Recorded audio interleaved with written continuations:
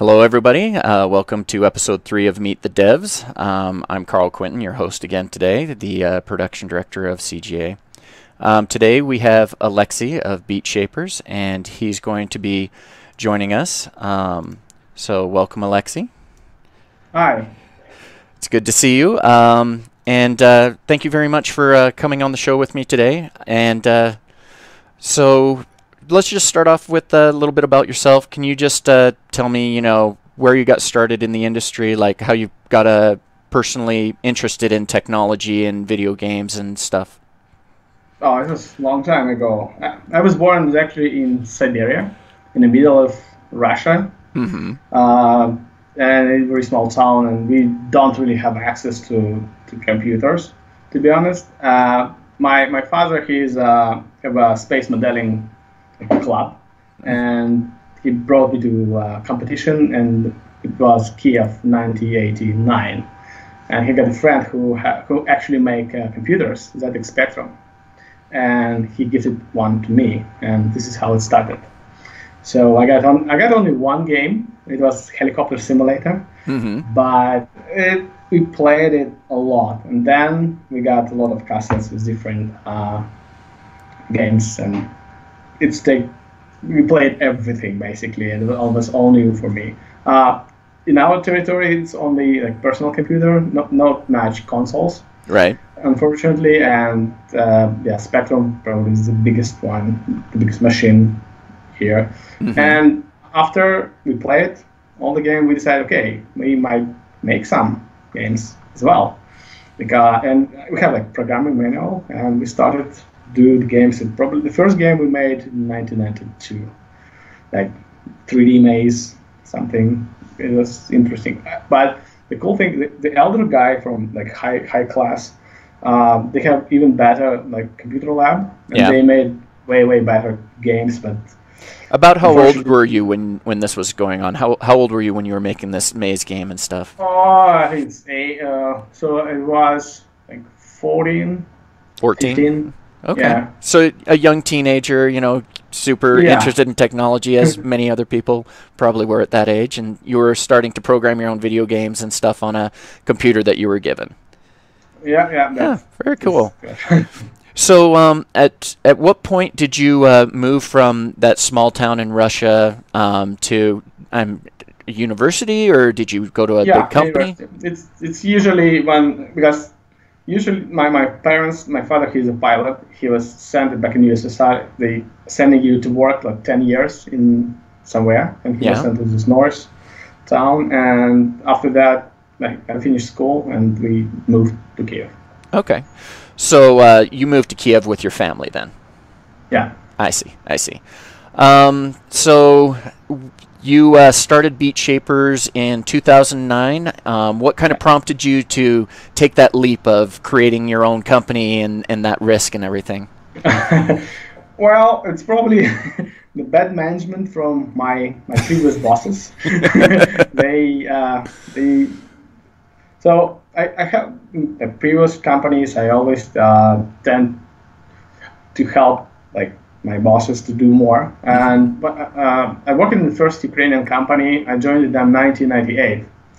Before that, I was involved in Dima scene. It's like underground computer graphics, culture, where people tend to make real-time effects, music art. This is how I get into this, and it's natural evolution for people like that to go to the video games. So the topmost, the all Finland industry that came from Dima scene. A lot of companies in America, Uncharted, Naughty Dog, led by top Dima scene, Epic Games as well. So this is like big start, and I'm glad actually I had that experience in the past, and so my bosses, I see so many opportunities they didn't make, and say, okay, I probably try to do it myself. It's really my you saw lost opportunities at your other companies, and you wanted to take advantage of those, and the best way to do that was to start your own company. Yeah, excellent. So you're also a family man. You have 4 children, and a lot of stuff going on. How do you balance that? How do you balance owning your own company and a lot of work that goes into that, and then also your kids and family, which are also pretty time-intensive things? How do you balance that? It's complicated, but yeah, it's self-managing somehow. My wife obviously helping me a lot, and the kids actually grown up. I'm 20 and 13. They don't need like management, and they take care of youngest. My youngest is 2 months, actually. So I really want to sleep. At this time, probably not happen for the next 4 months. Yeah, my youngest is 2 years old, so I'm past that no sleep point, and I'm very thankful. I feel your pain, and I understand.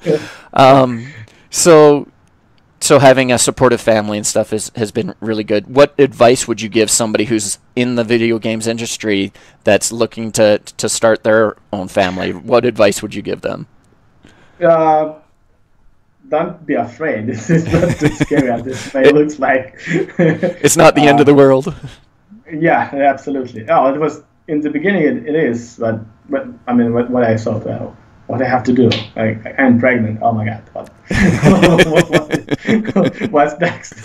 Right. Don't be afraid. It'll all work out in the end. Right. Yeah. Good. So before the call, we were talking about VR, AR, and some of the stuff you're doing there. And so I wanted to ask you, what is your feeling on the current VR market situation? What do you think is happening in the future for VR and AR? So yeah, as I said, I'm receiving mixed signals from one side, like hardware manufacturer sending that we're good, we're looking for content, we're releasing new hardware. The content guys are less optimistic, unfortunately, and that probably the last week I got 2 bad signals from investors. They changed it. They stopped investing into VR and pivoted to AR. Honestly, for me, it's pretty much the same content-wise. It's called camera-first experience. So you're moving your camera and whatever you use, tablets or glasses, headsets, or real headset. It's pretty much the same. We used all of them. I was pretty excited with HoloLens. One of the piece of technology that actually made me. I compare it to the first iPhone. I opened it. Wow, it's so well made and it's so new, totally new experience. Yeah, I haven't gotten my hands on the HoloLens yet, but I'm pretty excited to be able to try one here soon. I think I'm going to end up getting one pretty soon, so that'll be pretty cool. And for my personal experience, I'm more excited about AR than VR, kind of like you mentioned your investors were. AR seems to be where a little more traction is happening right now. But VR is also very interesting. It just seems like it's a little farther out than AR is, in my opinion. Well, VR is actually a case of AR, but with closed shutters. So you technically can have transformable glasses. I think Vuzik's making something like that, so you can get a shutter, so you just you get VR headset. So of course there is a few. It is limiting. I'm talking about video games, of course. Genres for both AR and VR, but yeah, I think the both technologies will exist, and for latest trend, the latest news I've seen, that everyone moving to location-based entertainment. It's not new because the China VR was completely about location-based, because they're not buying 3K computer for Vive, for example. Yeah, I'm glad that getting cheaper hardware from Oculus Go. Unfortunately, I expect it will be more powerful, but be enough for the entry level. We have enough install base. Yeah, we might get success here. What we are as a company doing, we focusing on VR esports. We believe this competitive games will work better than other kind of games, and everyone speaking about social VR. And this competition is probably the biggest social thing ever happened. If you see all this esport trend rise the last 5 years, getting higher and higher. So I know it's quite far away, and Intel, Oculus, and ESL, they're doing like even the first VR game tournament, and unfortunately it's not many games for that, but this is what we're focusing on.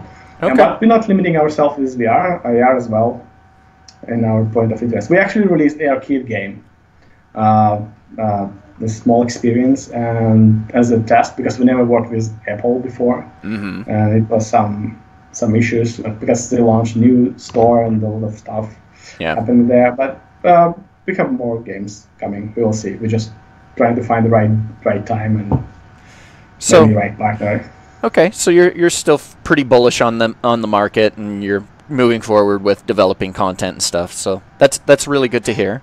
Well, I wasn't a believer in the beginning. When I see announcement, another VR headset, but it's like 3D TV. Right. As I said, 2 years ago, I get back from GDC and I said to my team, okay, this is time.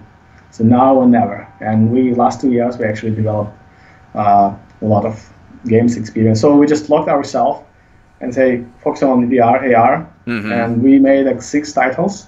We just finished 2 work for hire, the big brands. I'm happy to announce when we going to release because of NDA cannot disclosure, but some of them just experiences some of the cool interaction, and we will see right now. So did developing for 3D TV help you develop for VR? Did you actually learn things? Yes, because when so the Sony was always pioneer, and our company DNA, one of the key pillars of what we do is launch titles. So we did 4 launch titles with PlayStation. We did a launch console in China called Fuse. Unfortunately, they shut down. It was a very good experience. This year we launched ARcade game, and we're coming with a Razer phone. We're making a game for a Razer phone launch. They have special requirements, 120 hertz, and it's like challenging. So Sony made this 3D TV, and actually the manuals they published for how to make a 3D TV comfortable to look. It's basically the same. They just adapted it to VR. It's the same rules. Right. And I was happy we actually released the game for 3D TV a while ago, and it's really helped. Good. So if somebody was to try and follow in your footsteps, create their own company, do what you're doing, what advice would you give them? If you were to give them one lesson learned, what would you tell them? Well, one side of me is stay focused, as my friend Paul Bragiel teaching me. But focusing on something, one genre or one type of game, it's very limiting. That's why I'm happy to make different kind of games. In our company, we have a shooter, we have a twin stick shooter, and I have racing game because I always wanted to make my racing game. And it's as switching team to do different things. It's not making them more. Let's make another shooter or something like that. So it's it's enrich you and make you more flexible, understand, and easy. You can easily switch to different genres. So this is kind of 2 different advices, but they might decide what they like to. Yeah, so kind of up to them whether they want to really focused or be broad based, and pick what you're better at and believe in and do that. Honestly, it's not really broad based. It's still the same technology pipeline, the models. It's different interactions. I see. And so it might from side it might look like different, but they're not actually. So this is what I'm trying to say. I see. So I have one final question. Your team is providing the art for Casual Connect Disneyland and at the Disneyland Hotel. What is the theme and what is the message that you're trying to bring to the industry through this art? Okay, so first of all, we're looking on different identities from past years, and we don't really like it.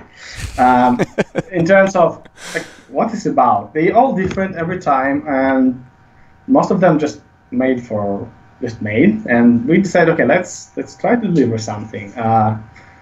I tried to avoid Disneyland as a like background silhouette or anything else. So we actually injecting a little California silhouette in some artwork, but the main hero is the robot.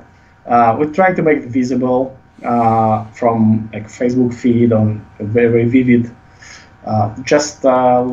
So currently industry casual connect. It's not about casual games. It's consoles, VR, AR, social games, casino, ads. So we will try to incorporate all of this, and yeah, so you will see us very soon. What's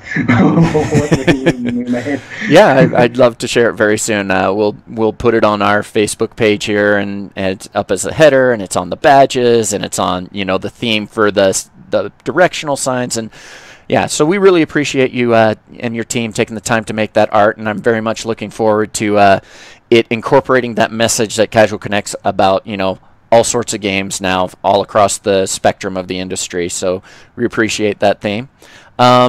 So before we wrap it up, were there any things that you wanted to, any final thoughts or things you want to share with people out there? Yeah, make sure you attend, because the Casual Connect is one of the top quality shows I actually attending. Honestly, I made a number of deals. The biggest one was 2 years ago in Amsterdam. But yeah, the first year was very. Everyone remembered Jessica too. She's always when she see me, she always remembered as the first year. It was a good party and good show. The second one, so we're not really as a company involved into casual industry, but we made. We're first winners of Developer Dash, made by Playforce in 2007.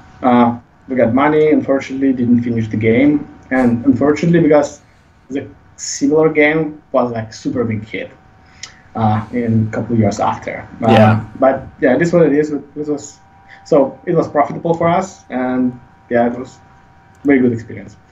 So make sure you attend.